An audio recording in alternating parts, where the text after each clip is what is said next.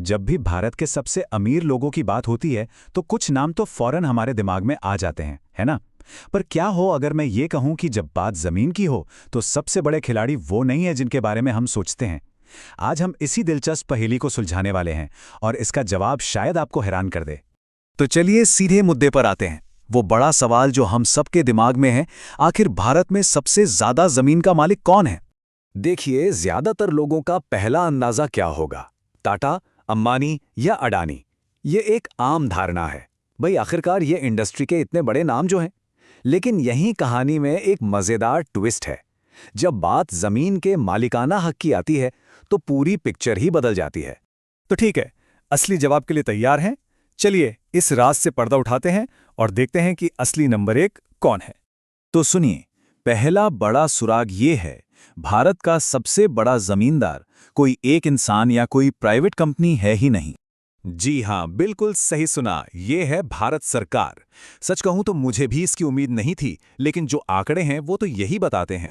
Government land information system के 2021 के data के हिसाब से हम बात कर रहे हैं लगभग 15,531 स्क्वायर किलोमीटर्स की। अब ये एक ऐसा नंबर है जिसे दिमाग में बिठाना भी मुश्किल है, तो चलिए इसे थोड़ा और आसान बनाते हैं। इसे समझने के लिए बस ये सोचिए, दुनिया के जो 50 सबसे छोटे देश हैं ना, उन सबको अगर मिला भी दें तो भी ये जमीन का टुकड़ा उनसे बड़ा है। जरा एक पल के लिए इस विशालता की कल्पना करके देखिए। तो सवाल उठता है कि इतनी बड़ी जमीन को मैनेज कौन करता है? देखिए, ये कोई एक संस्था नहीं है।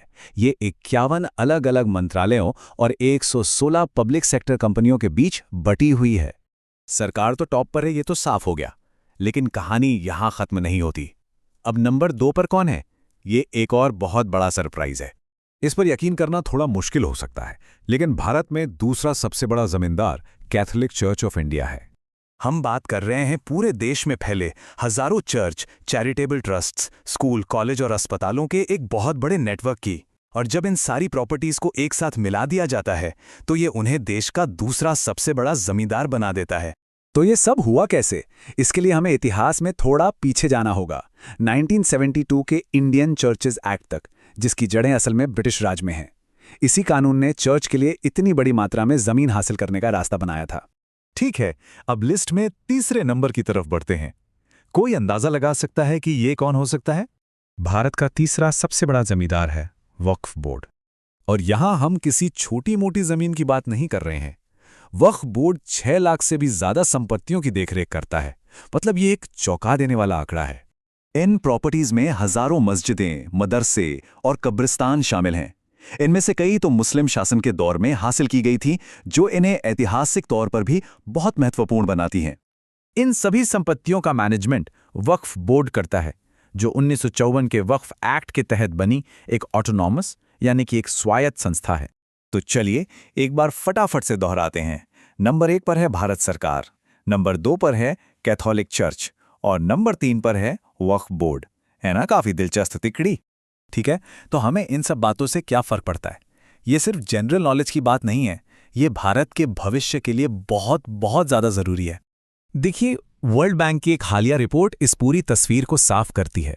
रिपोर्ट कहती है कि 2030 तक भारत को बढ़ती आबादी की हाउसिंग जरूरतों को पूरा करने के लिए 40 से 80 लाख हेक्टेयर और जमीन चाहिए होगी।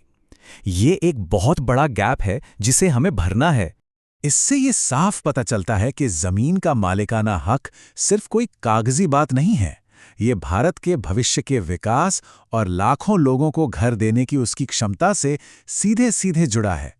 तो ये सब बातें हमें एक बहुत बड़े सवाल पर लाकर खड़ा कर देती हैं। ये जानते हुए कि जमीन के इतने बड़े बड़े हिस्से किसके पास हैं, भारत अपनी ऐतिहासिक विरासत और अपने भविष्य की जरूरतों के बीच एक सही संतुलन कैसे बना पाएगा? सोचने वाली बात है ना?